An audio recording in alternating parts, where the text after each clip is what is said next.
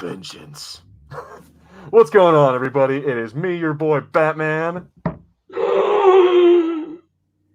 and apparently undead Harrison.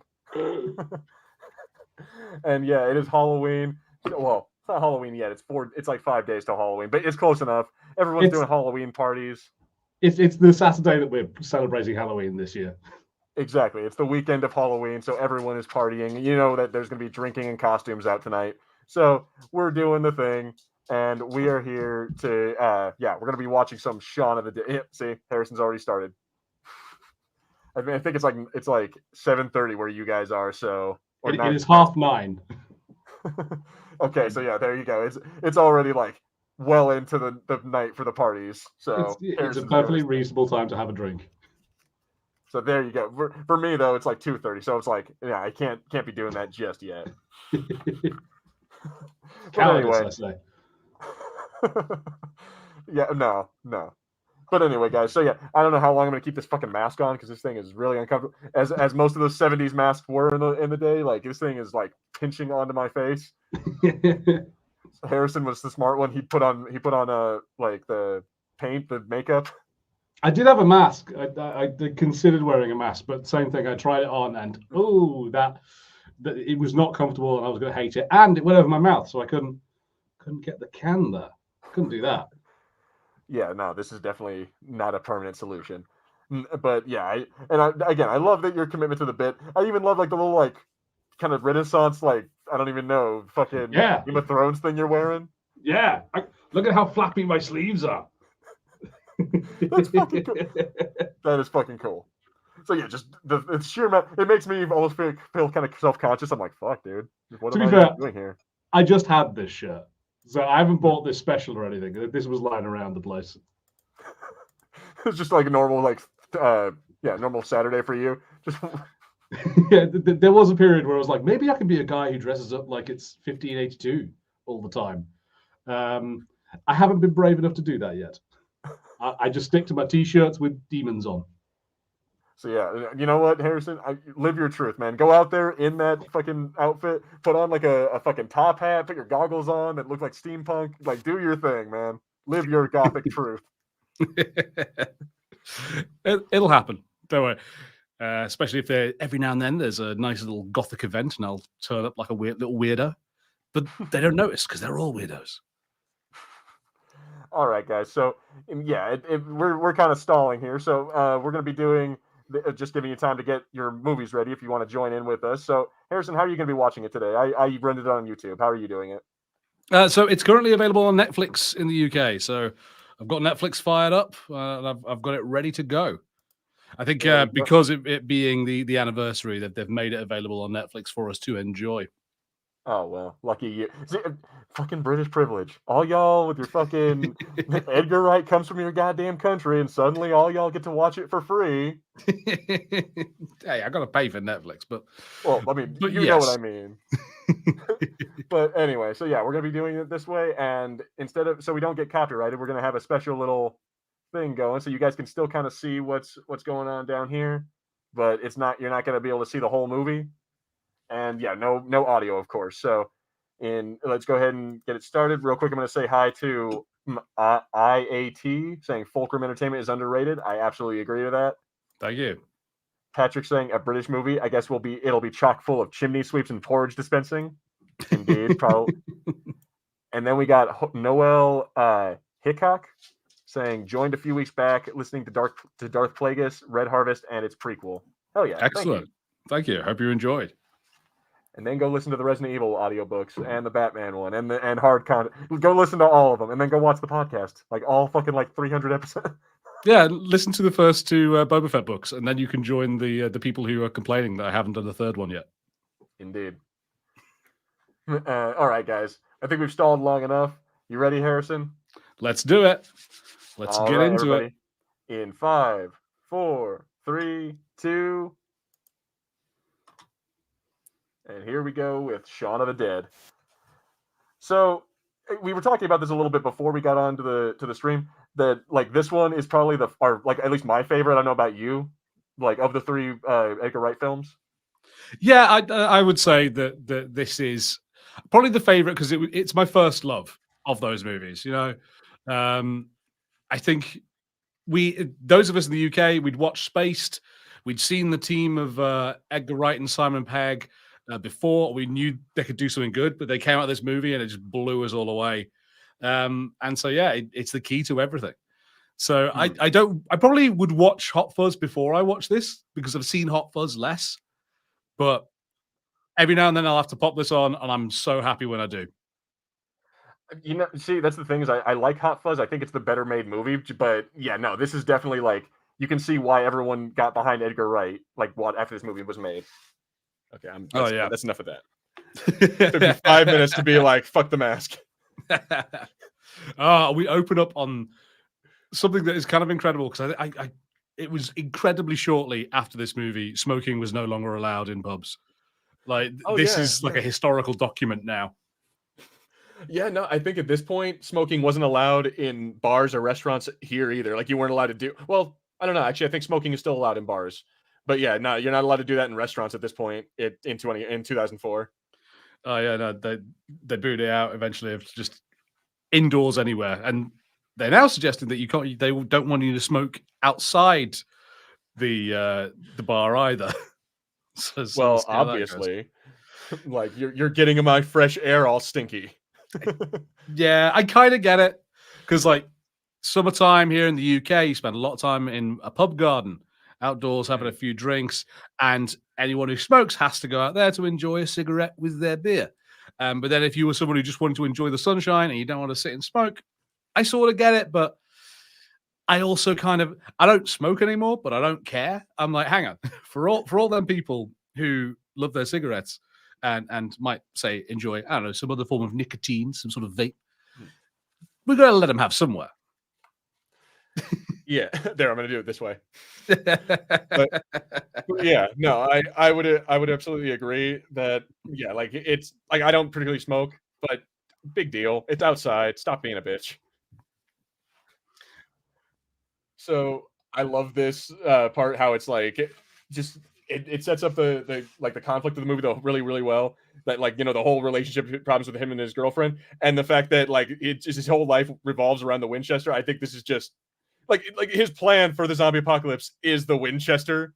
I'm just like it's wonderful. I love the like just sets it up as if it's like a bad what's it called, bad sitcom mixed with a zombie flick. Yeah, it is quite reflective of like a lot of people. Like I have almost been this guy. Certainly when I was in university, I was this guy. I was like, come on, just go to the pub. Like that's all I want to do. I just want to go back to the pub and sit down. I'm so happy there.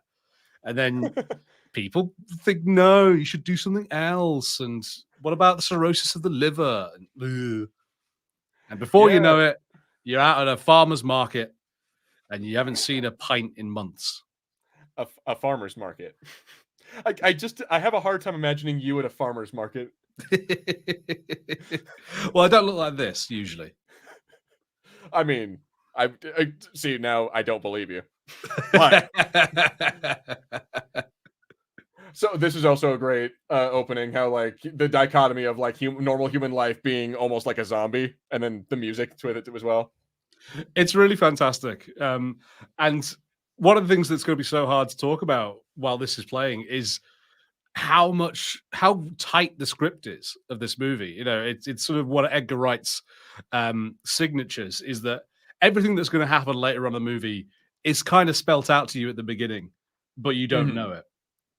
Yeah, and I think that's kind of great about it. Same thing happens in Hot Fuzz. Like he mentions, like, have you ever shot two guns in that same time? Have you ever jumped through the air shooting gun? Like it tells you everything that's going to happen, but it does it in such a charming and like nonchalant way that you don't even realize. And they're gags, they're jokes a lot of the time. So you just think, Ash, the joke. I laugh and then it's gone. But it actually turns out no. Where they live, my brother lived in a house like this. After university, and it is just this house. Like he was just like, oh yeah, oh hey, it's Darth Maul. 2 Star Wars alumni in one shot right there. Oh yeah, I mean we don't count the 7th, but no. But yeah, no, that dude, that's depressing. See, that's like kind of like my first apartment that was basically this. But yeah, no, that is a depressing, like, his situation. Like, I'm like, my God, dude, throw some shit away. Like, the thing of like the two guys who are the ones who are actually renting a place and they have bedrooms, but then they've got a friend who lives on the couch and has been living there for like a year now, and we're sharing the PS2, playing Time Splitters 2. Like, it's so upsettingly relatable, this whole situation. did you also have an asshole third roommate who, yeah, like, so was the third roommate an asshole and be like, get him the fuck out of here already? I don't know. I wouldn't say so. I don't think anyone was an asshole, but I think there was definitely a point where they all started to realize, like, this isn't good, guys. We shouldn't still be living like this. You know, like, the fucked up thing is I have like cousins who are just like Ed, and they're basically like they're in their 40s and still kind of just like, you know, living like that. And I'm like, bro, what is wrong with you? How you gonna live like that? Like, how you gonna be kept like couch surfing on your buddies' couches and just playing video games? Think to yourself, you know what? I'm good. Every now and then, I think that they've got it figured out. Like, you know, most of the time I'm like, oh, what? You can't live like that. But then when you've been talking to your supervisor and they're asking you to give a shit about something at work that you just do not care about, and they're not appreciating that, hey, I'm here to collect a check and nothing else. I'm like, nah, do you know what? Maybe Jerome's got the right idea. Maybe just going and living on someone's sofa is what I should be doing, and having as little responsibility as possible. Yeah, no, that's actually a good point. It's like, maybe you should just like kind of, you know what? Why can't I live like that? But I don't know, man. It's also just like, fuck. If we all lived like that, the world would be fucked. Yeah, that is true. Sometimes I also have the thing of like, maybe I should just tell everyone that I'm a wizard and then just live like a wizard for a while, like Aleister Crowley, and just claim that I do things. I'll just say that stuff is my fault because I cast a spell. But Aleister Crowley was like a millionaire before he did all that, so he inherited it from his parents. Yeah, so he was probably important before he was, just because he was rich, and then everyone was just like, okay, eccentric, weird, rich guy. Just, you know, is there a way to sue your parents for not having been millionaires? Like, I deserve to have been a nepo baby. I would, if there is, I can't imagine that Americans wouldn't figure out a way to do it. Give it time. Oh, this is a great opening too. Him like walking in here, because then it's a great like how they do it later on. Him like walking, like when the zombies actually attack, he does the exact same thing and doesn't seem to notice at all that everything's all fucked up. And like it's wonderfully choreographed. You see everything happen again. All the things are in the same place. He trips at the same spot. The football is there, but you can't see where the kid is, and it's only until later that the zombie, even the groom that was behind him there, is the one-armed zombie. Yeah, like just this whole thing. Like even the people on, like, they're not zombies, but the people on the bus all seem like zombified already. It's like it's just great. It like the fact that it's making a commentary on how like just monotonous life is, and how like we're basically zombies already. Like it's fun. It finds a way to make a parody of a zombie movie while also being a pretty good zombie movie. Yeah, it's that thing of when you compare, because I think you're right, it is a parody, but like sometimes when you think of parody movies, you think of like the scary movies and, you know, Epic Movie and all those terrible ones. Yeah, and I think the big difference is this really understands what makes these movies and how they work, so it knows how to make fun of them instead of, you know, Epic Movie that's just like, oh my god, it's Amy Winehouse. What? Yeah, no, I've never been a fan of the scary movies, Epic Movie, date movie, whatever. All the ... movie franchise. That entire thing is just like, eh. Yeah, no. Every day, sometimes I'll watch them when Charlie Sheen is in them because it's kind of funny to watch Charlie Sheen in those movies. Fair enough. But yeah, but Edgar Wright, he knows how to do a parody movie. Like the same thing with Hot Fuzz. That is also a parody movie, but it does it in a way that makes it also its own kind of like action film, like buddy cop action film. Oh yeah. Yeah, satire versus parody. So all right, so that's an interesting question for Patrick. Is it satire or is it parody? I think it might be a little bit of both. Yeah, I mean, I suppose you could call it a satire. I tend to think of satire as more of the criticizing something like well established, and I don't feel like this necessarily criticizes uh, zombie movies and the genre. I think it's much more embraces it, and I don't know. Yeah, It's it's kind of a one of love the things I letter love to about zombie it. films. Mm. One of the things I love about it is there are some key bits to it. Like one of the things of everyone who really loves zombie movies, if again, like hung out with your friends and watched Dawn of the Dead, any big zombie movie, Day of the Dead, Night of the Living Dead, and at some point had that conversation of what would we do if there was a zombie outbreak, and you have those sort of plans. And I love that this is like, okay, everyone's had this fantasy. Now we're going to play it out. Like this is actually what would happen. You know what's funny is I think this might have been is either this or Dawn of the Dead might have been my first ever like entrance into the zombie genre. So I'm like that kind of informed one of my biggest things about a zombie apocalypse is I have to have my zombie playlist. Like, and so on that is Don't Stop Me Now by Queen. I'm like, this absolutely informed like what I'm like, okay, I have to obviously have music for when I'm like rocking out killing zombies. Just wonder when Like, because Zack Snyder, the Dawn of the Dead that was made by Zack Snyder and James Gunn came out the same year as this. Yeah, no. So I think that I'm not sure which one I saw first. When did you get released?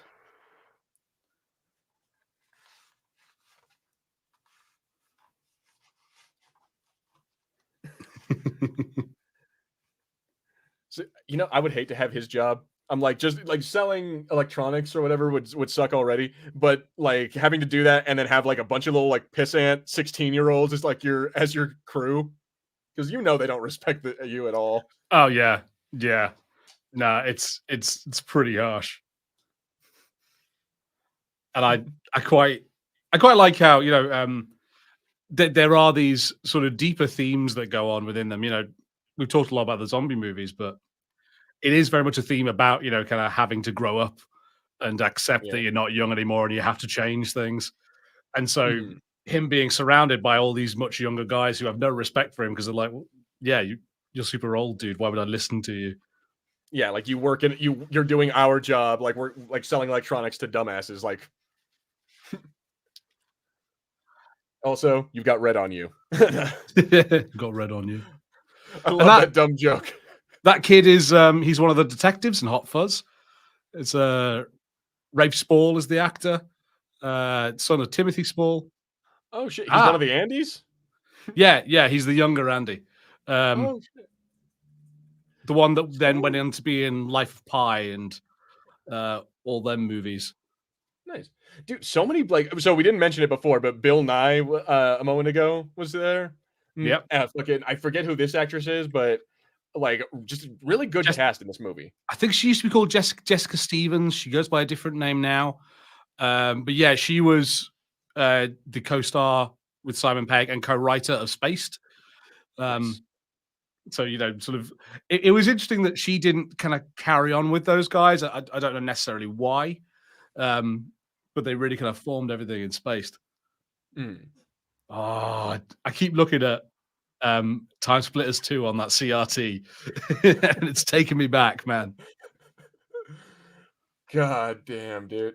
It's funny. I've been since we're talking about like just old games, I've been playing the old Tomb Raider games since they went super cheap on Steam. Oh, really right. Fun. Like how old? How old are we talking here? 2008. That's as far back as I'm able to go because I'm like I can't deal with the janky ones of like the original like 3. Okay, yeah, I've got somewhere in a box. I've got an original PlayStation and Tomb Raider 2, I think. Nice. On that. And they're pretty difficult. Oh yeah, no, exactly. And the controls for them are ridiculously like non-responsive because like that was the time. Oh, like they're just not. Yeah, the controls are just not very good. So I'm like, but even on this one, I'm playing like the late one of it was like 2008 is like the latest. I think it was like the last one that was like on 360, and that one's like the controls are terrible. But yeah, no, but old video games, good. Time Splitters, great. Oh yeah, Time Splitters. I mean, it was sort of related to GoldenEye and all those amazing games that came out of Rare. I love it. I love what's the plan? He deserves to have his girlfriend break up with him. He forgot their anniversary, didn't make any reservations, and went to go to a bar. Oh, Dylan Moran is in this. Which I don't know if Dylan Moran means as much to you guys in the States, but he's a bit legendary here in the UK. He's the one that's talking on the intercom now, the guy with the glasses. So I don't think so. What other stuff has he been in? Because I don't. Yeah, I don't think he was in another movie with Simon Pegg called Run Fat Boy Run. He was one of his big things in the UK was a sitcom called Black Books, which was great. About he was just this alcoholic Irishman that ran a bookshop. And him and his friends are awful and drink too much. It's almost a bit like I suppose like Always Sunny, but less mean. Interesting. And as a stand-up, he's incredible. He's absolutely wonderful stand-up comedy performer. And if you can find one of his specials somewhere, I would recommend taking a look. I will check it out on YouTube, or I'll look for him. Because yeah, like I've never seen any, like, besides this, I don't think I've ever seen him in any other movies. Like, he's not as big clearly here as he must be in your guys' country. Yeah, I don't think he's really broken out into movies so much. Yeah, no, I think for us, a lot of our British, like it's Simon Pegg and Nick Frost. Like, that's the biggest. Like, if you mention those two names, everyone will know who the hell those guys are. And every superhero. Well, not every superhero, but most of the big superheroes. True.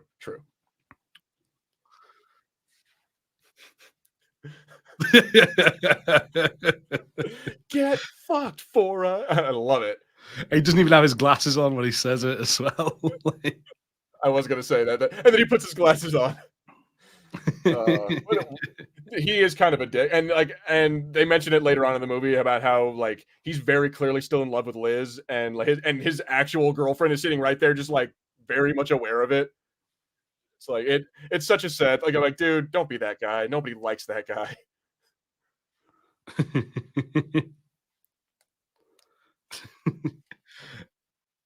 Sorry, I'm just enjoying some of the dialogue now. Just Simon Pegg being such a useless man. Dude, and then he brought her the flowers he got for his mom. It's like, dude, you like, see, this is kind of relatable. I'm like, I don't know. I like to think that my life is a little more together than that, but it's like, it's kind of relatable to see that it's like, yeah, no, dude, you're in your 30s and you're not, like, you make dumb mistakes like that, but it's like, bro, come on, get your shit together. Yeah, and there are some things where, like, I will admit, like, if I think about it, like, when I was younger, I got the feeling of like, oh, Shaun. No, I completely get where Shaun's coming from. Like, obviously, that's how you're gonna live and what you want to do. But then, if I think about now, being like the age this character's at, like, I think it might say that he's over 30, or he's like at least approaching his 30s. Yeah. And you've been together with this woman for like multiple years, and you still live in like different houses. You haven't moved in with each other by now. It's like, oh, straight up, man. Like, you're still living with your buddy from college and not your girlfriend of like 5-6 years. Like, bro. Yeah. It's like, come on, man. You gotta get yourself cleared up on this. But then they go to the pub, and a bit of me still knows, like, oh my God, there is absolutely nothing better. I don't care. Not love, not drugs, and nothing. There's nothing better than being in the pub late at night with a really good friend. Is my favorite thing. I mean, I love the music choices in this movie, but yeah, no, but I gotta admit, I think I would enjoy like hanging out in a British pub. I would, like, it's one of those things I want to go to England and try that out and just go like chill with a bunch of Brits in the pub. Yeah, man. I mean, you got to be ready for the drinking, but other than that, it's good. You English drink like you don't want to live. I will make do for it. I'll get in a fight with somebody about what's better, American football or English football.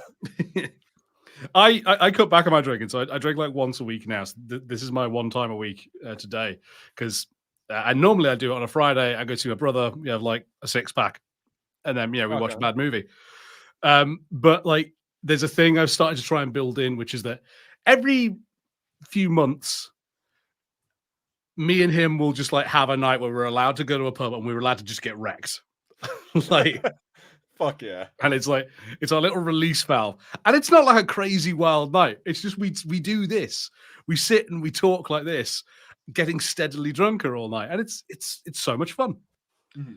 And then you go out and you eat some Mediterranean food, go get yourself a kebab, a little bit of greasy lamb and a pita bread, and it's goddamn good. God bless the UK. Oh, dude. All right. So this joke, I love how this comes around when they talk about how like, oh, what about the rifle? It's because it's called the Winchester. No, it's a real fucking rifle. I love how that comes around. It's also quite a fun, direct Chekhov's gun. Yes, Chekhov's gun. Yeah, it's exactly Chekhov's gun. Like, it's great. Yeah, no, but this whole thing is funny. Yeah, again, he's just like, nah, what's his name? The bartender, he's got connections. That's a real gun. He's got connections. I'm like,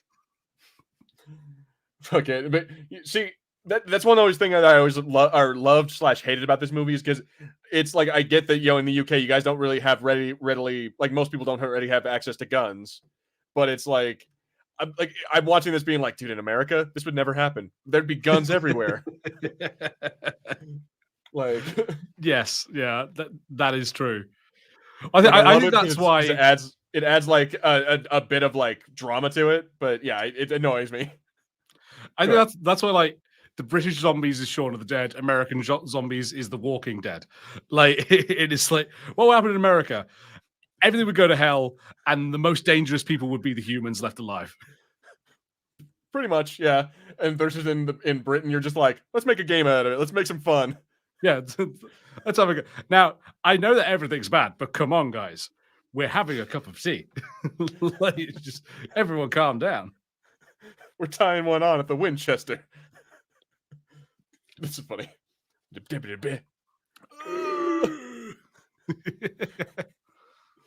It also just occurred to me that you're a fucking zombie and we're watching a zombie movie. I'm just like, I'm an idiot. That was kind of the idea, yeah. Yeah, no, well, maybe a ghost, some form of dead. Yeah, but just like I just think I didn't realize it before. I didn't even make it. The connection wasn't even like made. Oh, it was original pressing. Have you ever seen the special feature they did of this where they had to make a version of this like on planes where they edited all the swears into like non-swear words? That would just be so annoying. I'm like, come on, dude. First of all, American, like that was only done for American audiences. Obviously. Really? Like, first, yeah, like I obviously, yeah, you got. I know it's a British movie, but I'm just saying, like that was only done for American audiences because they were the only ones who get squeamish about that shit. I think it's the dumbest thing in the world, and I love. I think it's one reason I also think that Americans love Brits is that you guys are so liberal throwing around the fucks, the twats, the cunts. Like you throw those words around like they're going out of fucking style, and I love it. We do enjoy them. To be fair, the Australians are even better than us. That is true, dude. Australians, they curse like they are. I don't even know, man. Like their children come out of the womb cursing. Yeah. So yeah, no, like you guys are awesome. Like, and the fact that you guys do not lose your shit over like, oh, he said the C word. Something that this is reminding me of. Oh yeah, but also if you find that on YouTube, find them like the non-swearing Shaun of the Dead. It's fantastic. Like with him turning up, going, "It's 4 a.m. At least say freaking or something. Like something that someone would actually say. No, they absolutely don't. I think they were kind of taking the piss with it. But one of the things I love about this is that they go out and get really hammered the night before. So everything that happens, they're hung over for the rest of the movie. like, and it reminds me a bit of like, why am I blanking on this? The Big Lebowski. The Big Lebowski is so much funnier when you remember that everything that's happening to him, he's stoned while it's happening. So it is so much worse for him, and he's so confused. I love that movie too. Oh god, we gotta do a watch of that one of these days. Oh heck yeah! Also, Anchorman. While we're at it. Oh, random. All right. I'm like I love some of these older movies, and I'm like, you know what? Fuck it, let's try. If there's no Star Wars, we're gonna do some shit. All right, so here we go. This is the scene we were talking about. Yeah, where he just like walks out, that completely just does not realize that everything has gone to shit, and it's like that just it speaks volumes to how like out of touch with like the real world or the like life that he is. Yeah, he's feels terrible. Like he's got a headache. He feels kind of sick. Everything's falling apart for him, and he's just not paying any attention to the world around him. He's just he kind of notices, weird. Oh, the bins have fallen over. Weird. Yeah, it's like, that's strange. I wonder what's going on. But he just like walks right in like it's nothing. I like how he's just also the guy doesn't come up, so he's like, I'm just gonna leave, like whatever, £1.50 or whatever the fuck. Yeah. My goodness, the concept of what he buys being that cheap. Oh. Yes. Jesus Christ. Yeah, like he buys a soda and a Cornetto. Cornetto. Oh, there's Nelson in the back. He's gonna go kill him. Oh yeah, 15. I don't know. I don't know what you guys' money is. Yeah, so he doesn't have enough money. He owes him 15 pence, so 15 cents would be the equivalent. Like, so because a pence is like that's the plural of a penny. Yeah, yes, it's a penny, but instead of saying like a pound, and it's exactly the same concept, 100 bits of a pound, but we just say a penny, and then P for pennies, basically. So pen. Okay, yeah, that the more you know. Yeah. Trust me, you want to be confused, and I do not understand it myself. British money before like the 60s, when we still had shillings and stuff, made no sense. It was the dumbest thing I've ever heard in my life. A shilling. It's a shilling to tie up your boat. It's like, what is this? Fucking Pirates of the Caribbean? And it all worked on like 12s. So you needed like 12 like pennies to have a shilling or a farthing or something. And then like 12 shillings to have a pound. It's the most insane thing I've ever heard. Jesus Christ. What? And you had half pennies. Who needs half a penny? Yeah, no, we're trying to do away with pennies ourselves, but that's funny. I love this, how he just like keeps changing the channel, and then like it gives you the story like through different. And he's like, he can see him sort of sitting there, not really understanding. Like, wait, no, what are they saying is happening? There's a girl in the garden. In the garden, there's a girl. We're coming to get you, Mom. We're coming to get you, Barbara. I love that reference. So that's Night of the Living Dead. Yeah. They're coming to get you, Barbara. That is the weirdest, but also coolest way to open that movie. I really love this, the thing of like just assuming that someone is drunk and has just ended up in your garden. I mean, if you don't have any concept of I think that's always been the thing about the Romero films and like all that, is they don't like, the reason this is scary, so they don't have a concept of zombies. Like they never like, and like same thing for the Walking Dead films. Like it's like, there's never been a zombie film in their movie, in their world. So like if you're not used to that concept, or like this could definitely look like someone on drugs. Yeah. I'm like, but until you get bitten the first time. When did 28 later came out? So I was just thinking, 2002. Early 2000s was a good time for zombie movies. Agreed. And 28 Days Later is another great film. Yeah. Weeks later, not as much. Yeah, but 28 Days Later was incredible. So good that the entire thing got stolen for The Walking Dead. I mean, Kind of, yeah, but again, 28 weeks or 28 days later is kind of the same thing as this. Is that it is still a horrifying concept, but it's like, what if it's in Britain where we don't really have guns, just aplenty? Yeah. And what happens if our soldiers after a month get really rapey? Yeah. Yeah. Oh, dude, this is great. It's the Death Becomes Her reference.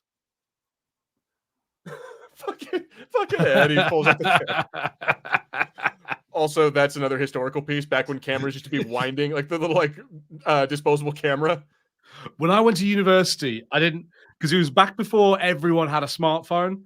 So like some people did, but not everyone did, and they were expensive. So I still had like an old brick cell, and I wanted to take pictures, so I bought like a couple of those disposable cameras. And I was like, yeah, guys, like going around like, yeah, let's do this. And then I went to try and get them developed, and developing them cost like twice the amount the camera cost me. And I was so mad. Oh, yeah. It's expensive as a motherfucker to do that. And it's funny that just, yeah, like nowadays, like that is one of those things that's like, what the fuck is kids will be like, what the hell is that in his hand? That used to be cameras. Yeah, there used to be a thing. You used to have to use up the photos. Like you get back from vacation and be like, oh, there's still like 3 photos left on this. All right. Yeah, no, because I've heard, yeah, like if you opened the camera without it being like completely done or like rolled up, it would like ruin the fucking film or some such. Yeah, no, it was weird times. Weird times we used to live in. I love how they get attacked by 2 zombies and don't think to themselves, should we lock the door? Also, knives or I don't know, something other than a pillow. It's the panic. I really appreciate the sheer panic. Like it is absolutely, I think, how I would react in a zombie situation. Like, just throw things at them. A mate of mine said that to me once. Like he used to always do stuff like that. Like we were hanging out late at night in a graveyard because that's the sort of friends I used to have. And like we were eating stuff, and I had like a 2-liter of like Pepsi, and I was like drinking it, and he was like, "Man, what if like one of the xenomorphs came out here right now and started running at you?" And I was like, "Maybe I'd throw my Pepsi at it." Like if it happens, I'm dead. Yeah, like what are you talking about? Like, what do you mean? What would you do if a xenomorph was? I'd die. That's what I would do. Like, oh, we got Hansen here says, well, Harry looks better than ever. And Gills, please take that horrible face mask. Take off that horrible face mask. You're right. Oh, Hans, I'm glad you're here. Have you? Are you on the Discord? I can't remember if you are, Hans. So I've got a picture I want to send to you, or I want to show you at least. I think he might be, but he doesn't really like post or do a whole lot. If you are, let me know what your username is, and I'll tag you in this picture so you can see it. This is so goofy here. They're throwing they're throwing goddamn plates and like cups and shit at him. I'm like, guys, you don't you have kitchen knives? Like, you live in a country where you get like where there's stabbings happen a lot. They don't happen that much. I mean, they don't happen that much, but we don't have shootings, so we talk about stabbings instead. No, fair enough. But I'm just like, they're throwing like vinyls at him. I'm like, come on, it's a funny bit, but it's like, my God, guys. The Batman soundtrack. Like they're having to discuss which vinyls they'll throw. I will send a message out any moment. Okay, so he is on the Discord, in fact. Sade. I'm like, you gotta. Also, I think this is one of the movies that made the cricket bat really popular, because like we saw that and we're like, dude, that is awesome. Like that fucking thing looks like it could kick some serious ass. Yeah, I think like the cricket bat is a good choice for your weapon in a zombie apocalypse. Like it's kind of bitching. If you put some nails into that thing, you would be deadly. Oh yeah. Also, yeah, damn, dude, they take this a little fucking far. I mean, like, okay, maybe this is a weird thing to admit.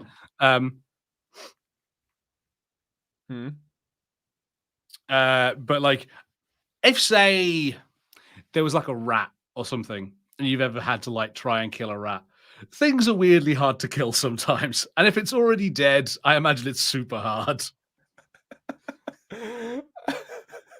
So, Harrison, is that you were telling us all live that you have smashed a rat with a cricket bat? Not with a cricket bat. It was a mouse, and it was with a mug. That is so much worse. It got caught in a trap, and I thought, here's what it was, right? Here's what it was. It got caught in a trap. I was a teenager. I thought the humane thing to do would be to shoot it with a BB gun to put it out of its misery. Discovered that BB guns are not lethal. Yeah, nah. And all I did was I took its eye out. And I felt really terrible, and I'd made it worse. So I just grabbed the nearest thing to me and just hit it until it stopped moving. Jesus Christ, Harrison. It was a bad night. I was very unhappy. I was very upset by the whole experience. I appreciate that you were trying to be like merciful, but my God, man. Yeah, no, it did not work out. Jesus Christ. That's why I have a cat. Just let my cat eat the fucking mouse. Yeah, no, Aaron loves that. LOL. It was, yeah, it wasn't a fun time. Oh, we're coming to get you, Barbara. Oh, this is also one of the parts where we use one of our famous fucking used like clip. All right, gay. I love this. Oh yeah, take care, Phil. Like, I like how it just gets like more like streamlined every single time he tells this plan. Thank you, Hans. I thought you'd like that. Oh, does he say? No effing way. Oh, Yeah, it was real cool. It was real nice. He was an awesome dude. He was very funny. Oh shit. Henry Zabrowski. Yeah. Zabrowski. Yeah, so he's the host of a podcast called The Last Podcast on the Left, and I know Hans listens. Oh, very nice. And I went to go see them last week in London, and I bought a VIP package, so I got to go to a little Q&A afterwards. Yeah. And at the end, they were taking pictures and stuff. So, yeah, I had a little word with him, just told him like it was a really good show, made a couple of jokes with him, and it was really fun. And yeah, he took a photo. And it was pretty damn cool. I'm very happy to meet him. I would have taken a photo with Eddie was there as well. Marcus didn't stay for photos. But there was a big long line, and we had like 15 minutes or something, so I wouldn't have gotten there in time. But yeah, it's real good. Oh yeah. Yeah, how's that boy. for a slice? Yeah, no, but how's that for a slice of fried? That's a great line too. So many quotable lines. There's one thing that I think doesn't age well, but I still love it as a line because I know it's played off at. That's coming up, isn't it? Yeah. Yeah, he drives up, like, sup, N-words. And it's like, oh. It's like, I love the line because it's like, obviously, like, they all look at Shaun and Shaun goes, ugh. And it's like, it's played off as, obviously, he wasn't supposed to say that. But it's like, that's the kind of character Ed would be. And I just think that's great. Yeah. Ed is kind of similar to a friend of mine that I had for a while. Just that, like, a guy that you love, but he is kind of immature, and some might say a screw up, but you love him anyway. Fulcrum podcast on the left when. I mean, isn't that kind of what our shooting the shit episodes are? I mean, I don't know. Like, we don't talk so much about murder and ghosts and things. Oh, well, fuck. Well, fuck it. Let's one of those shooting the shit episodes. We'll do that. Okay. All right. Okay. I'll have to pick out some murders to talk about. Like, I don't know, man. Like, if we got nothing else to talk about, let's talk about some murder. Why not? Some true crime. Okay. Oh, he just perked up. He's like, I gotta go with my list. Oh, Darth Maul is now. I have no joke for that, but fuck it, he's all zombified. Darth Mauled. Oh shit! I mean, yeah, that makes a lot because he had the bite on the hand. Damn. Darth Mauler. I love it. He just leaves him there. It's like he'll just stay in that room, and that's fine. You know, unless you want to kill him. Oh, the fucking the soccer kid. Cock it.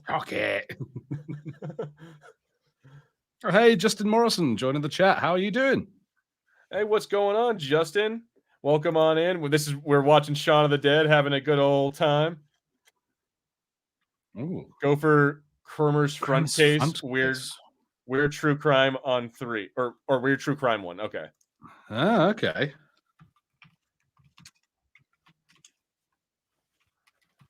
Yeah. See. All right. So, do you think that you'd be able to survive? Like, assuming that you're not one of the initial like killed in the initial like panic. Do you think you'd be able to survive a zombie apocalypse, Harrison? I don't think I've got the cardio for it. Is the honest truth. Like, and I think I'd be bad for like having to go back and like help someone if someone fell back. I wouldn't have the ruthlessness to leave them, which I think is required to survive. Fair. But honestly, cardio is probably the first issue. It's like, yeah, if they're fast zombies, then I'm like I run, but I'm like I don't run that fast. So if they're like clickers or if they're like Resident Evil zombies, fuck that, I'm screwed. But if they're like these zombies, if they're like the Romero zombies where they just walk or they like stumble, I think I might be okay. But again, we have guns here. The biggest terror in zombie apocalypse is other people. I mean, like, yeah, there was that book that was about how to survive a zombie holocaust, and a big thing was like don't use weapons that cause noise. So I've always been kind of interested in that. And if you don't have guns, then maybe we've got a little advantage there. That's not a knife. This is a knife. Yeah, no, but like, I mean, the Max Brooks, the zombie survival guy, does say that, yeah, like swords, knives, spears, like longer weapons are probably a good idea. Shovel, like anything that you can use to like destroy the head without having to actually make noise. But that said, guns are quick and easy, and they do the job, but they're loud. Hans has got a good point. Yeah, you're right. Yeah. How about a motorcycle outfit? How is the zombie supposed to bite that one? Oh, yeah, no, leather. Zombies can't bite through leather. Yeah. And then, yeah, Aaron Combs coming in with the Zombieland rules. Rule number 1, cardio. Rule number 2, double tap. Yeah. Yeah, no, I'm going to have a hard time. Also, did you see what Aaron said earlier? It was fantastic, where he said he thought he was the only one to kill a mouse with a mug, but he didn't bash it. It drowned in his mixed drink while he was passed out. Oh, fuck! That's horrible. It's bad times, right? Right, Aaron? It doesn't feel good. See, you guys are like kind about it because I mean, here we have glue traps, so like the mouse will get caught on the trap, and all you'll hear is like little crying. Like you'll hear like and you pick the glue trap up and just throw it in the garbage, and you just leave the mouse there to die. Jesus. Yeah, no, it's horrifying. Wow. Yeah. You guys are much kinder. I mean, I haven't. I laughed when I woke. That's horrible. I did once move. I was helping somebody clean some stuff, and there was a huge piece of furniture that was like really heavy. So we emptied it out because it was like a big plan chest that's full of stuff. Emptied it out, moved it. We found a mouse that had clearly died back there, but so long ago, it was a skeleton and dust, like it was powder. It was the strangest thing. That's I then also found a copy of Pokemon Emerald. Well, so at least something good came out of it. Yeah. Mixed bag of a day. And Aaron, at least it enjoyed a strong mixed drink before it died. Oh, do you know what? Sorry. I'm now just my brain's now thinking of weird, like bad dead animal stories. my friend in secondary school, they had lots of cats and loved their cats and stuff. But his bedroom, his house was a bit kind of weirdly shaped, and they had like a sort of front porch that was like raised up, so you couldn't like get to the roof very easily. But he had a window that looked out onto this one patch of roof that you couldn't get to. It was like in between other sloping roofs and things. One of his cats, sometimes cats do that thing where they get old and they kind of go away to die. The cat did it, but went to that patch of roof that he could see from his window and died there, and they couldn't get to it to move the body. And I only found this out because years later, I was visiting him, looked out of his window, and there's a whole spine, like the skeleton dead thing. cat just laying there. Yeah, and he was like, "Oh yeah, that was Poppy." He knows its name. That's horrible. Oh my god, that makes it so much worse. It just stayed there, slowly decomposing for anyone to just, oh yeah, like that's still up. some fur. That is fucked up, man. And so Hans says, I kind of like the idea of a zombie novel called Feed, I think, and says the virus is transmitted by air/water droplets in the air, which means that every encounter could be your last one, instant infection. So like someone coughs and you could be fucked. Okay, yeah. It's like COVID. I do kind of feel like if there was going to be survivors, like I like games and shows and things where it's established that the survivors have an immunity to it, because that makes a lot of sense to me. Like Left 4 Dead, when it's like that's how you guys can be bitten and get hurt all the time. You just have to deal with the injury, but you won't turn into a zombie. So yeah, that's one thing that always bugged me about Resident Evil is that you see Leon or Claire or whatever get bitten like multiple times and they don't turn ever. They just mash up some green herb and then they're fucking good. Yeah, I think this came up in one of the audiobooks. I think someone commented that somewhere it said that they're immune, but I haven't seen it in any of the games being said. I say no to that. That makes no sense. Because but also like that's cool, but I mean it makes it like if you only have a small band of survivors and like most of the world is zombies, it makes it a cool concept. But in an idea like this, it makes it kind of like the consequences are null, because if you get bitten, you're fine. You just have to make sure you don't get eaten. Yeah. Safety first, Shaun. Oh, Bill Nye, such a wonderful actor, and I'm really glad that he started to get some of the recognition he deserved. I think when the Pirates of the Caribbean movies came out, and he started making more of a name for himself. See, and that's such a sad thing, is that like I mean, on the one hand, I am an American, so we all rule, but at the same time, it's like it's sad that the only way for people to get like really well known, and they could be really great actors, but the only way that they're going to get really well known is if they get known in America. At least for the most part, weird. At least for the last few years.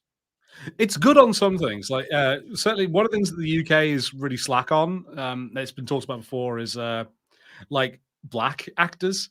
There's a huge amount of like British black actors that go to America to get some recognition, and they don't get anywhere near like the work or praise that they deserve here.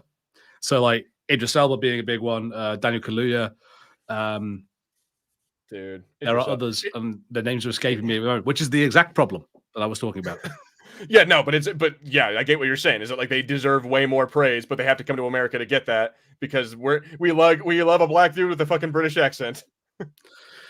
I think as well, because like when you're in the UK, I guess as like for actors in the UK, the thing of like they work on stage and then they want to try and get a few TV gigs, and a lot of TV in the UK is like murder mysteries set in quaint little English towns, where they are upsettingly white, shall we say?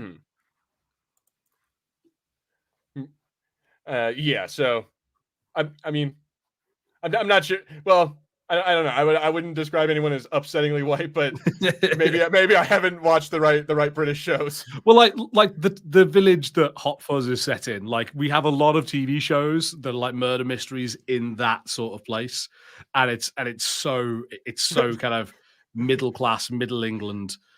Everyone is white. Everyone is sort of a bit southern. And hello, yes. I'm going to say this. I don't understand what Americans' obsession is with Downton Abbey. it drives me fucking insane because I don't see the appeal at all. Yeah, I don't entirely get the British obsession with Downton Abbey. Other than like we as well as liking murder mysteries set in little villages, we like a murder mystery set in the 20s because of Agatha Christie. So there's a huge amount of our TV is just Agatha Christie stuff. And I mean, Downton Abbey, I'll watch fucking Hercule Poirot all day long, but like Downton Abbey is kind of like an Agatha Christie murder mystery without the murder. Like it's all the characters that would be in it, but none of the stuff that actually happened. Interesting.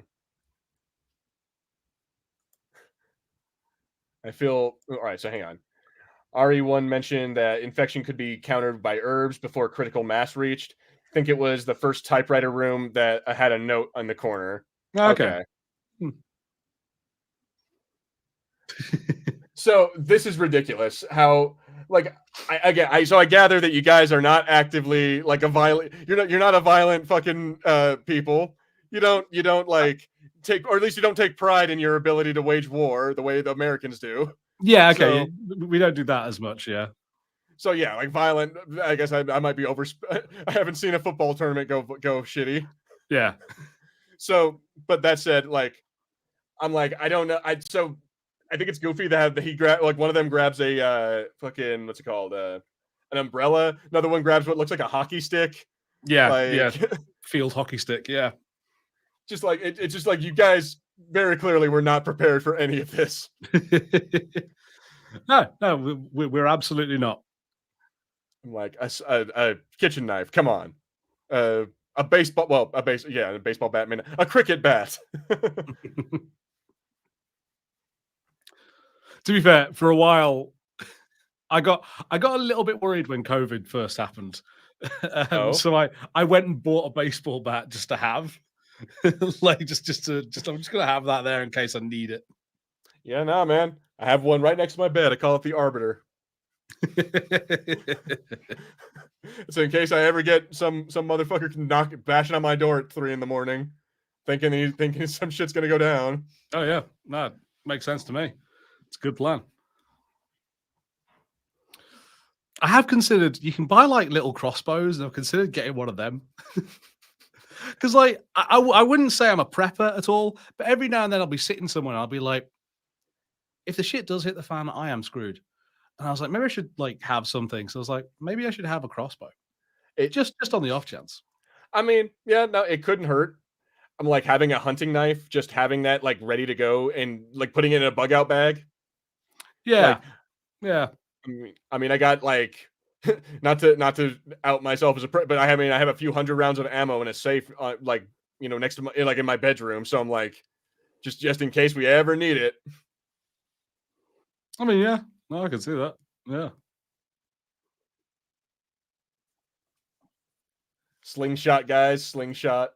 Yeah, you could get one of those little fucking like the little like wrist rocket things, but I have thought about that. Yeah, I have. That's a good shout, Hans. That is a good shout. I wonder, do you think that would be effective against zombies? I don't. I mean, depending on how decayed they are, I feel like you could probably get like a ball bearing through a skull. Like, I don't know. Day one, like maybe, but I don't know. You'd have to hit like right there on the temple, like to get the weakest part of the skull. Yeah, it'd be difficult, like if they're fresh and they've only just turned. Also, this is a really great. I love this. Like we talked right over it, but I do love this whole like thing before Philip dies. He's just like, "Oh, I tried to be your father," and I'm like, "I loved you, Shaun, but you were already grown up." I'm like, that's really sad, and it kind of like is a bummer. Yeah, I think it's a nice thing of that ongoing theme throughout the movie of the having to grow up, the having to mature. And like he has to let go of the kind of childish thing of like, oh, he's not my dad. I don't like you. And then he goes, actually, hang on. He really did try and be my dad, and he's been kind to me. This is great. It's like nothing that was your husband is left in there. And he turns the music off. One thing, I don't know if you can see it very well, but I think I always love about Bill Nye. I look for it now. He's got a condition where he can't move these two fingers. Oh, so every time he does something, he's always doing this. Interesting. Yeah. That I have to like start looking for that now. If I like when I watch him in movies, because I didn't notice that. I didn't know that was a thing. There's a movie that I really like. I'm going to see if I can find what it was called. I think it was called Wild Target or Hard Target. Wild Target, where he played a hitman. It's kind of like a romantic comedy where the lead character is a hitman. And Bill Nye is that, and it's very interesting looking at him holding a gun because he has to just sort of grip it with 3 fingers. I guess because the biggest movie I've seen him in is the what's it, Pirates of the Caribbean movies. I guess he has makeup and like CGI and shit on at that point. So it's like I guess you wouldn't notice it for him then, but I have to watch other movies that he's in. Yeah, this is great. This fucking whole part, how it's like she has like her own exactly like mirrored version of them, and they're going in the opposite direction as well. Like, and the weird and they thing all have like a. Oh, sorry, go ahead. They could have all decided to go together, and they don't. And it's thank you. That has always been a problem with this movie. Why didn't they all go together? Like they could have teamed. There are like, but alone there's just 6 of them each. Like together there's 12 of them, and they have a much better chance of surviving. Oh, it's that weird kind of joke of like, I think it's the sort of like that where she goes, "Good luck." It's just British politeness, you know. It's like, okay, yeah. This is also great. I fucking love it so much. But yeah, no, they should have all teamed up and gone together because that would have been much smarter. But you know, whatever. It's because they have different plans, and that's always the thing about zombie movies is that instead of teaming up, which like, oh, well, I'm going this way, you go ahead and go that way. Yeah. Oh, here we go. Hey. What's the matter, David? Never taken a shortcut. I'm back. Had to go to order Ninjago City Gardens. Oh, gotta go get your Lego on. Lego's nuts this time of year. Oh yeah, because we're gonna get into November, and you're gonna get into like the lead up to Thanksgiving and everything, aren't you guys? Oh and then Black Friday and stuff. And dude, it's only a matter of time. Like as soon we only let's see, it's 5 days away until Halloween, and then literally the absolutely next day. What's her name? Mariah Carey will come out of fucking hibernation, and that fucking song will play in every Walgreens across the country. I don't want and it takes over the fucking world, and we all just sound. Yeah, no, I hate it. It's 2 straight months of torture because it's played every fucking hour. Oof.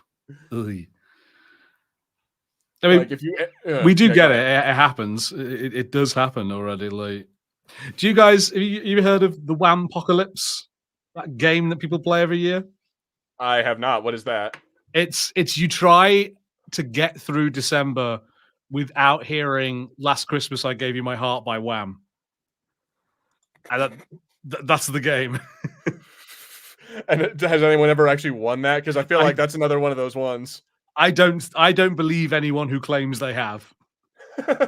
Yeah, no, because it's like, where are you going to go that they're not playing that song at least once?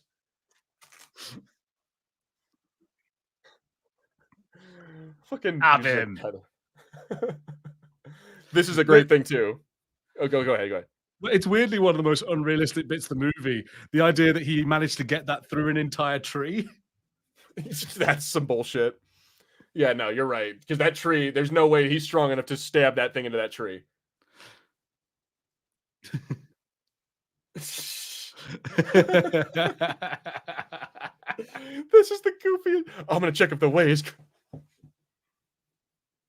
I can't see anything. Oh, no. No. There's no way he'd be like, there's no way that's tall enough for him to see all of that. But yeah, fuck all of that, dude.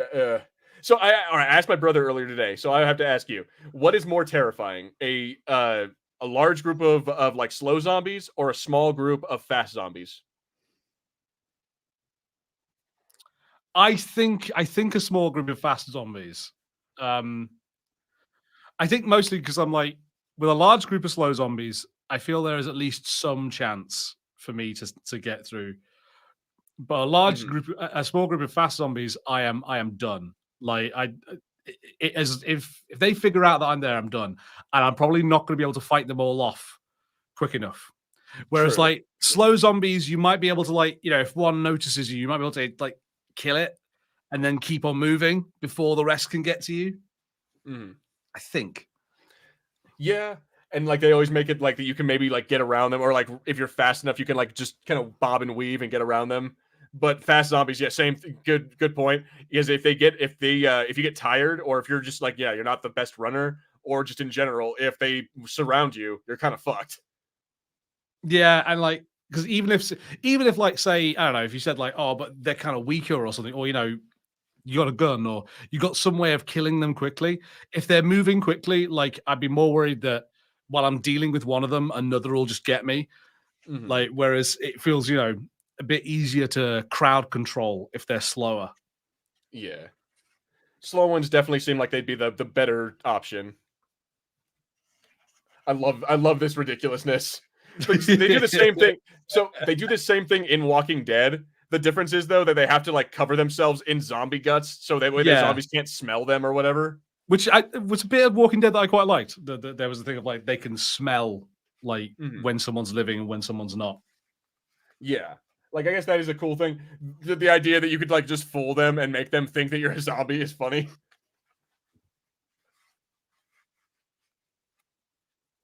It's fucking mask. A small drow bow or small draw bow.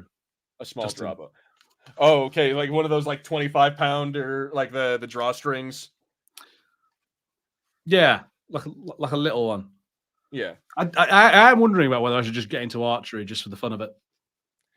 My brother, he made his own bow out of PVC and some string like that he got, and it's pretty easy to make your own bow. I mean, they also sell some pretty cheap ones as well, so for good practice. But yeah, like I would recommend it. It's a pretty cool thing to just like fuck around with.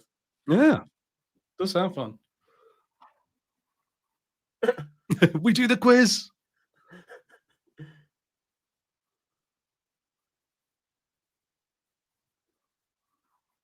They're going that. It's like, damn it, Ed. He does this multiple times. He fucks them over like this multiple times. Yeah. Fucking he gets called by someone he deals drugs to.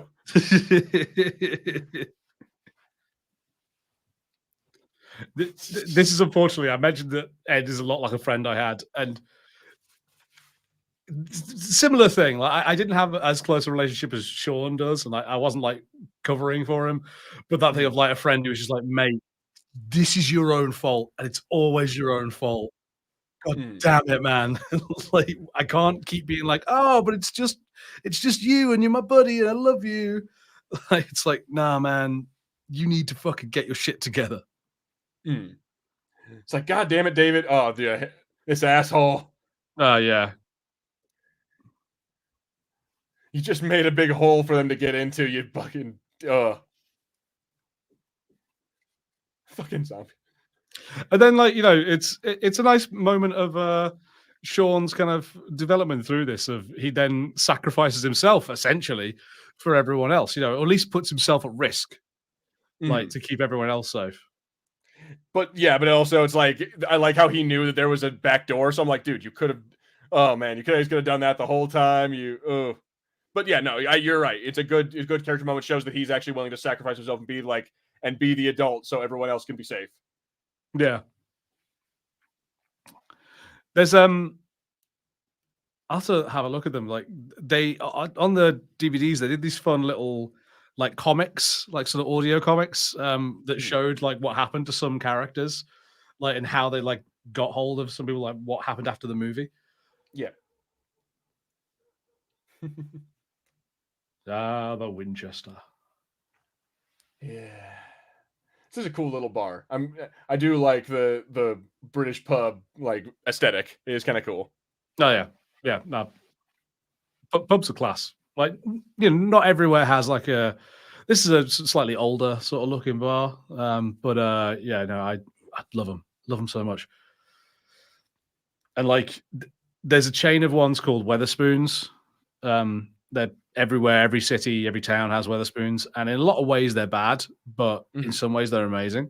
Like they have an app so you can order from your table, and it's the best damn thing in the world. Like food's cheap, beer's cheap, and it is my place of choice to waste a day. It's really nice. Nice. Fucking. Oh boy. Would you follow this guy in the zombie apocalypse? Because I wouldn't. Yeah, no, I absolutely would not. Not, I feel not like at all. I'd follow one of the girls before when following this dude. Oh yeah, they're way more sensible. They've got their head screwed on, and don't seem to be sort of hung up on unimportant bullshit. Like hating Shaun because he's just like not that sensible, not that mature a guy, but he's been more useful through this whole thing than anyone else has. Everything good is sold out. Well, are you trying to buy bows, Justin? Are you looking for Are you looking for crossbows? Are you just telling us about your Lego? Oh, well, that could be it too.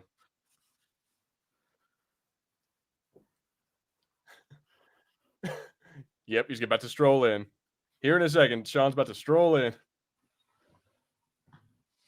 The best. Give me a double vodka. I mean, if you're in a bar, if it's the zombie apocalypse and you're in a bar, fuck it, get drunk. Oh, 100%. Like if we're all gonna die anyway, like god damn it, let's all be drunk while we do it. I'm probably not gonna get hammered, but I'll have a drink, like at least take the edge off, something. Yeah. Also, this is like leading up to one of the best parts of the movie, which I love the whole Queen thing. David, kill the Queen. What? The jukebox. Like, I love that whole thing because that's another dated reference that you like. Now you can't make that joke anymore because it's like doesn't make any sense. Queen's already dead, first of all, and second of all, it doesn't make any. Just yeah, there is no band called King. I suppose they could be playing some King Diamond. I guess, or you could be like the king. You could be like Elvis. Oh, that's the king. Yeah. Which, yeah, depending on who you want to ask.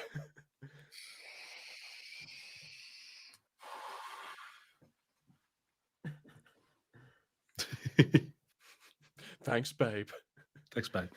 These fucking guys, man. Would anyone like a peanut?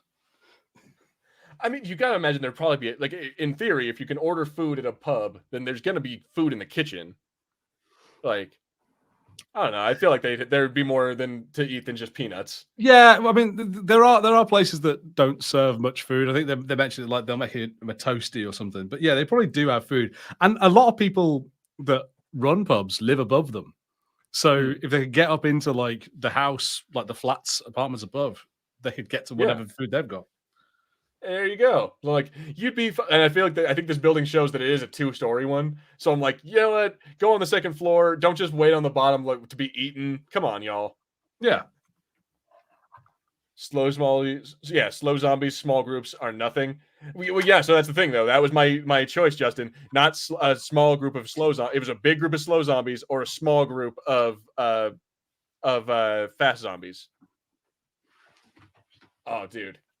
This is a great part too, where he goes back, turns on the fuses, and there's a whole bunch of them in the back door. Oh yeah, this is just a really well done shot.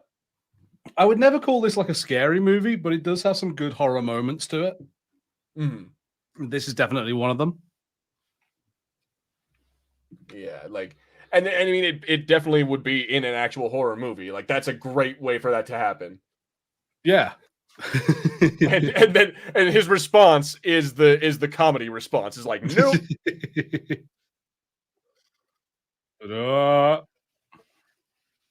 Funny thing is that door he was just fucking with, that the guy coming behind, that's probably the door up to the apartment or whatever. Yes, you're right. That's what that'll be. Oh, this dumbass. Fucking, this is the second time that he fucks them over with loud noise. Yeah, he really screws the pooch all the way through this. Never anything on, is there? That's funny. We're screwed.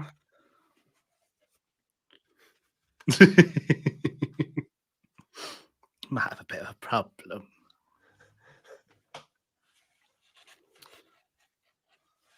Thought I did.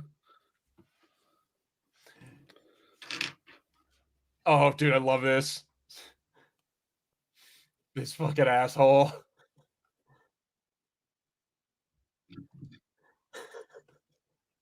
I don't know what game that is, but why? Why would you think that's a good idea? It's Dracula. Is that particular fruit machine? Okay, so what is a fruit machine, and explain that to me?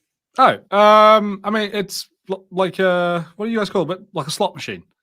Like it's got rolling things with pictures of fruit and numbers on, and you hit a button to make it spin, and if it matches, you win stuff. That is okay. That's interesting because here I think those would be illegal unless you're like, I mean, I guess those are just tokens, not actual money. But yeah, I've never seen anything like that in a just like a bar setting. Oh yeah, I mean that is actual money. Do you guys not? Sometimes you guys really surprise me with things you're not allowed to have. Yeah, no, like most bars, you have a slot machine that you can go and put money in and get real money out. Like, oh yeah, no, can't do that. That's gambling. That's gambling, son. Ah, I find it so weird. Yeah, like you could just gamble here. It's fine. Yeah, no, it's only legal on reservation land or in Las Vegas for some weird reason. I mean, I'll admit I don't like the gambling industry. Like, I hate it. Like, they've put in like laws now where like, sorry, I'm getting distracted by the really cool fight sequence. Yeah, this is great how it like lines up.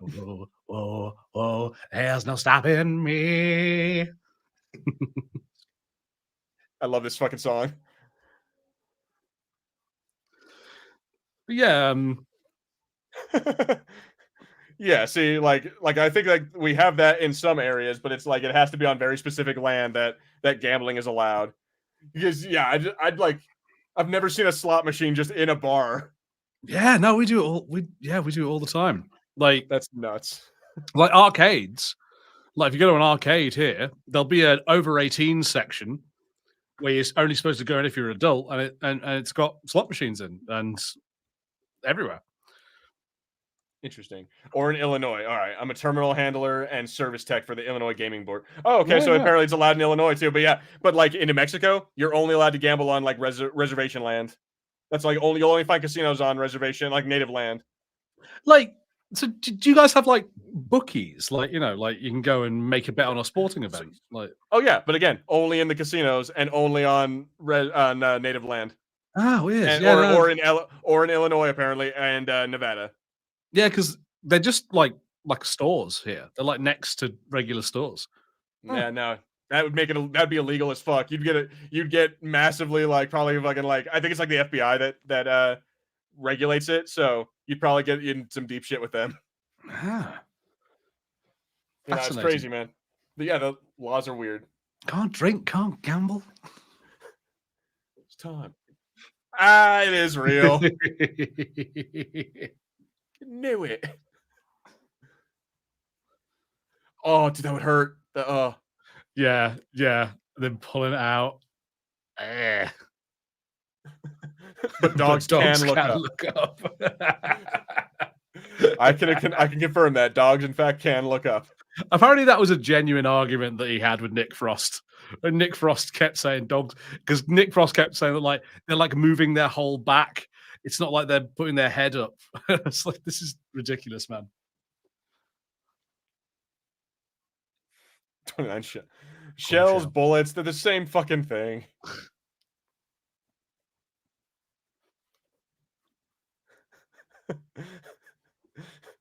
It's actually Wrath of Khan. Or oh no, okay, never mind. Or whatever. Fucking so he got it off a beer mat. Dude, this is the most stupid way to do this. Like he's give me this shit. Like, what is this? Fucking Helldivers? Don't fucking have your buddy hand you bullets and then you like just fuck, man. This is painful to watch like British people try to work a rifle. This whole bit where his mum is sick is dude. so. This is that thing where it's like it isn't just like a bad parody like we were talking about before. Like they go, no, this is every zombie movie has a moment like this, and this is a very good one. It works. It's so effective and so sad. And this makeup that they do for this, like for her wound, is actually pretty like fucked up. It's like it looks bad. Yeah. Yeah. Yeah, no, but like, and how fucked would that be? Like, you get bit on your tendon and shit. Like, you have like you're bleeding really profusely. You just put some fucking like tissue in there. Oh, yeah.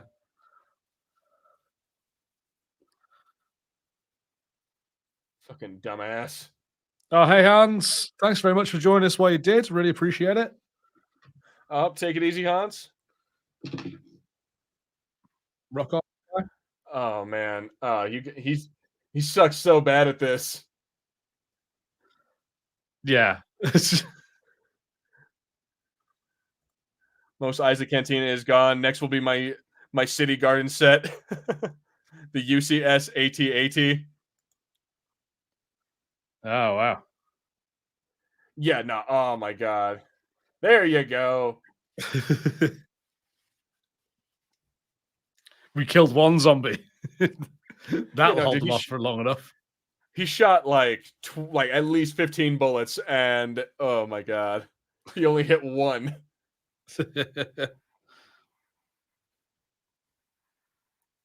Eric, not as gross as Dead Alive though. I love Dead Alive, or Brain Dead as it was called here, but it is gross. It is a gross movie. Dead Alive. I don't think I've ever seen that movie. Oh, have you not? Oh, it's fun. It's a Peter Jackson movie, from way back in the day, and it's a sort of zombie movie, but like it does some really stupid but very fun stuff. There's a kung fu priest in it. Oh, that's awesome. His catchphrase is "I kick ass for the Lord." There's a bit where someone kills a bunch of zombies with a lawnmower, but then like the guts are still alive, like a pair of lungs, like starts going around and like having a storyline in the movie. That's awesome. I need to check this movie out.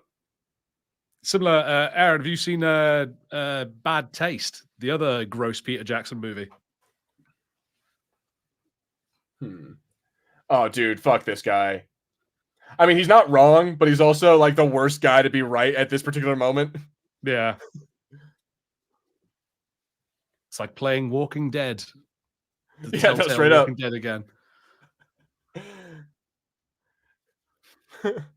Oh, dude. I love this whole scene, how they find a way to make it funny. Yeah. He gives her... he gives her a butt. I love that actress. She ended up in the Netflix Sabrina show. She plays Aunt Hilda in that. Oh, holy shit. That's cool.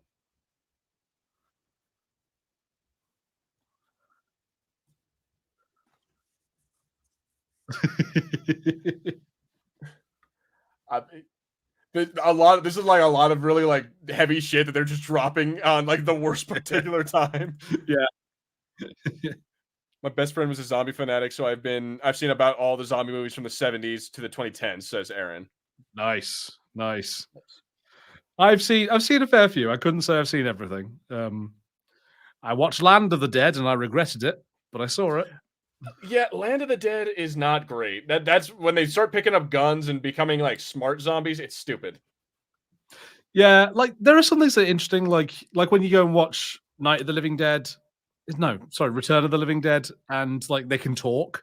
It's kind of interesting, and like they trick people. Like it's kind of cool to see that sometimes. But nah, in Land of the Dead, when they're like, and there's a bit at the end where they're like, they're just looking for a place to live, and I'm like, God damn it, like, like no, no, I'm not having have the monsters be monsters.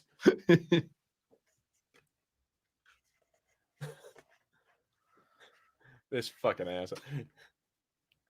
This Scottish asshole. I don't know. He sounds Scottish. He's Irish. Irish. Okay, damn it. I always get those two confused. Fucking Lucky, Lucky the Leprechaun over here with the fucking rifle. Oh, here we go. Having to kill Barbara. Oh. Also, no. fun fact: I like this actress. I've also seen her. The only other thing I've seen her in is Doctor Who. She was Margaret Jones, the fucking Prime Minister. So, yeah, she was in lots of stuff. But again, probably not stuff that's that big to our audience outside of the UK.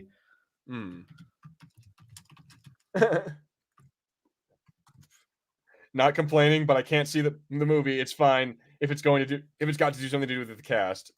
No, it's what it is because we don't want to get copyrighted. Yeah, so we've got that there, so you can tell a bit more where we are in the movie.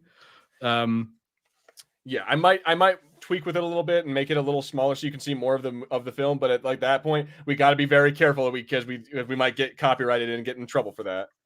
Yeah, I don't want to get struck for just because we're watching a movie. Oh, what a dick!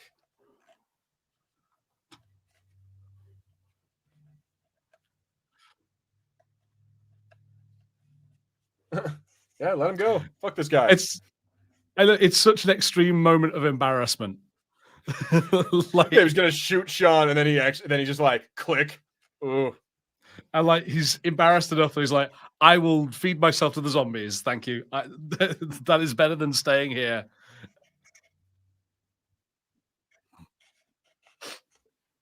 I like how even though she admits later, or like that, I know you love this girl more than me, she still like kind of wants this guy. Yeah. Yeah. Like loyal girlfriend. That's wife material right there. Yeah. Yeah. Well, and I think in a lot of ways it's kind of fun of like where Shaun grows in this movie. David doesn't. David is still doing that immature stuff of like he's all hung up on this girl that he used to fancy, not paying attention to the woman that's with him and is actually loving him. And as a result, he gets eaten. Which great effects as well. That would hurt like hell, but I love that. Oh yeah, yeah. No, it's quite intense. Yeah, like it definitely becomes a horror movie for a good second here. And then they pull his legs out. That is such bull crap. One of the stories, so when Diane goes out, so they revealed in the extras that she actually survives. But like she sort of realizes that she's got a bit mad and climbed a tree and stayed up there for days and ate David's leg to survive. That's fucking funny. But I'm like, I assume we just don't see that in like any kind of like, or is there like a deleted scene somewhere where we actually get to see her? It's not a deleted scene, but they made these little like animatics that they put on the DVDs that you could see. I can't remember the other ones. I think they might have had a story about like how they got Ed back, and like just sort of filling in some of the blanks. Oh, this fucking guy! Fuck a doodle do.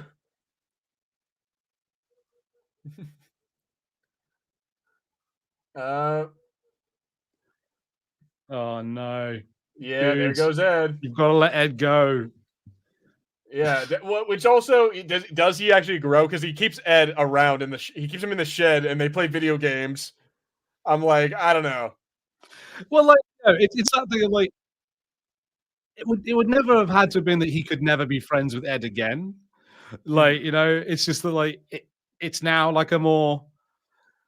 I think the idea is like it's if he wasn't dead, it'd be like I now see Ed at the weekend, like a couple of times a month or something, rather than I will do whatever Ed wants whenever Ed wants it.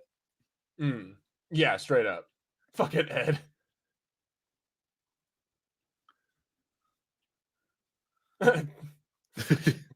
Yeah, that's gonna help. Oh, dude, this is such a stupid idea. Setting fire to the bar.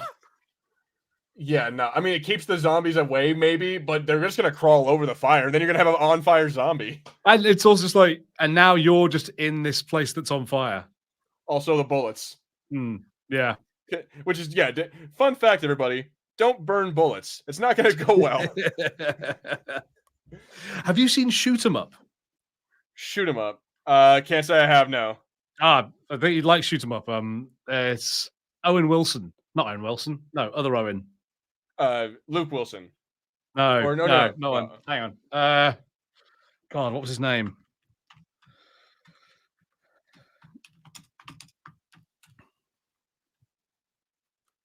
So yeah, Clive Owen. Sorry, getting my Owens Clive confused. Owen. Clive Owen movie from 2007. It's a action movie that is entirely about guns. Everything is done with guns, and there is a very fun moment where they use the putting a bullet in a fire to take care of somebody. That's funny, but it's also just like, yeah, don't do that, because the gun, you have no way of knowing which way the bullet is gonna go. Like, yeah, it's not gonna go well. It's a movie that knows it's dumb, is what I'll say for it. That's funny. Clive Owen from Children of Men. I never saw that movie either.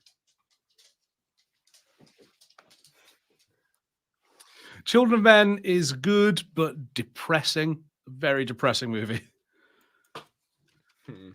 It's about just all these movies I need to watch. Yeah, it's I don't know how much you need to, but it's about like a future where no one's having babies anymore. Mm-hmm. Like and then everything's going to hell because, like, you know, the human race is essentially dying. And then they discover this one woman who's pregnant, and Clive Owen has to help her get to safety, basically, and keep her away from people who either want to steal the baby or like do experiments on her, or just, I think you can imagine the things that might happen to the one woman who can get pregnant in a society like that. Yeah, no, I I bet you can imagine it too. No. Yeah, yes. Nothing. So good. yeah, no, interesting. I will check that movie. Yeah, that sounds like it might be a kind of a cool watch.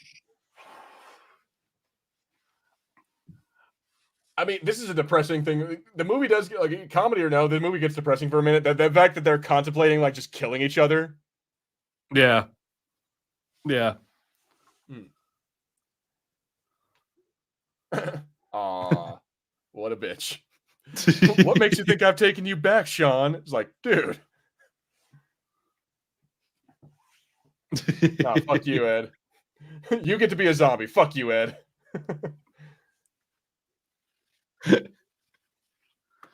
They do some fun stuff. Even the thing of like, which was a weird thing that happened at school a lot, of the, if you show like romantic feelings towards a girl, someone will call you gay.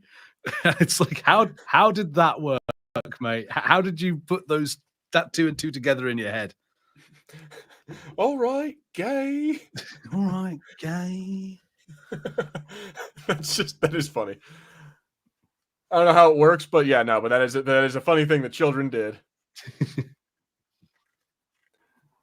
Strawberry cough means nothing now, but you'll remember it if you watch that movie. All right. Strawberry cough. Okay. Like strawberry cough medicine. Yeah, I'm like, no, what, we're making some lean here? Why would you give him the rifle? Why would you give Ed the rifle? Like, for fuck's sake, you're just making your chances of survival less. Like, yeah, they're gonna leave him there to die, but he's like, just leave me with the rifle so I can. I'm like, no, I'm not gonna leave you with the fucking rifle.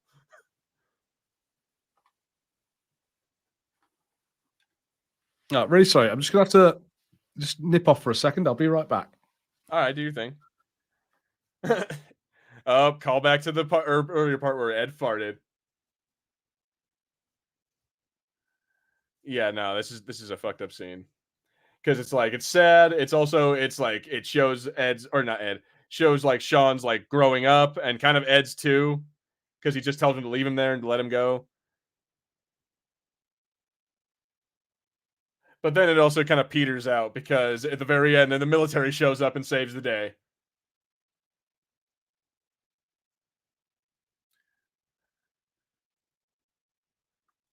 Oh, thanks, I forgot. Yeah, well, if you're not watching the movie with us, Justin, God. But yeah, no, so They go up through the weird, I don't know, like the dumbwaiter thing, like the elevator little like lift that they got. And dude, this is just like a straight up a horror movie for a second. And then it peters it right the fuck out.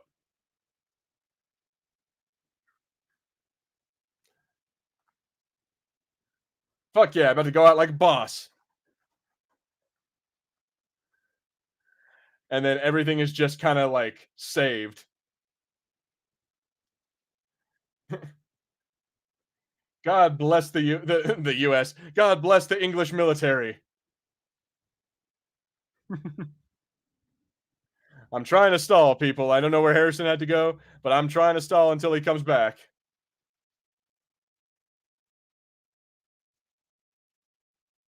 Hooray! That's that lady.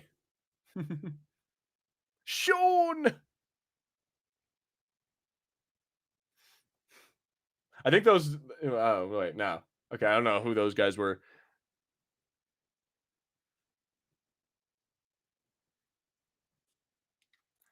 Should have done this earlier.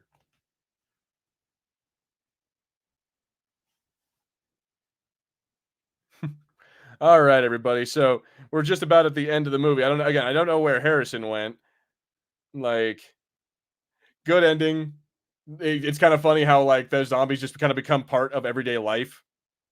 Like you start seeing game shows and shit like that, or like reality TV where like the zombies are still around.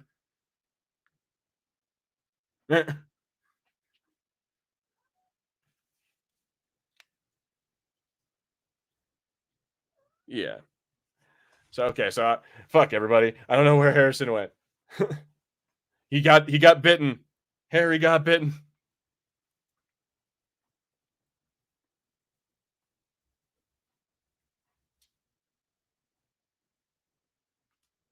Zombied. Yeah, no, but it's again this whole like last final part of the movie is kind of funny because it's just like nothing but like life goes on basically, like life goes back to its monotonous world, but now the zombies are just part of it. This is fucked up. Fucking ladies on like Maury or something like that. She's like, I'm married to a zombie.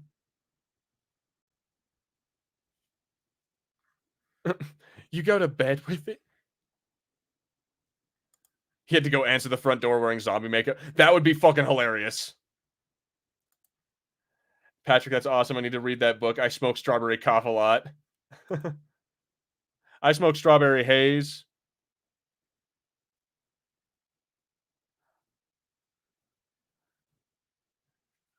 All right, everybody. So we're just about at the end here. They're gonna like so this is where the one part of the movie that I don't really like is that he goes out to the backyard and Ed is in the backyard and is in the what's it called? In the shed. And it's like, doesn't that kind of show that he didn't grow up? He didn't move on? I don't know. Maybe that's just me. Also, the fact that Ed Zombie plays video games, doesn't that kind of show that there are people inside the zombies? Like they can still kind of remember who they were? Something to think about.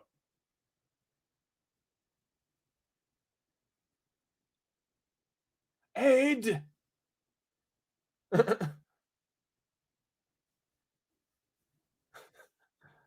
So yeah, it implies that there's still Ed in there somewhere. I've got some infused strawberry cough pre-roll for when we're done in the yard. All right, everybody.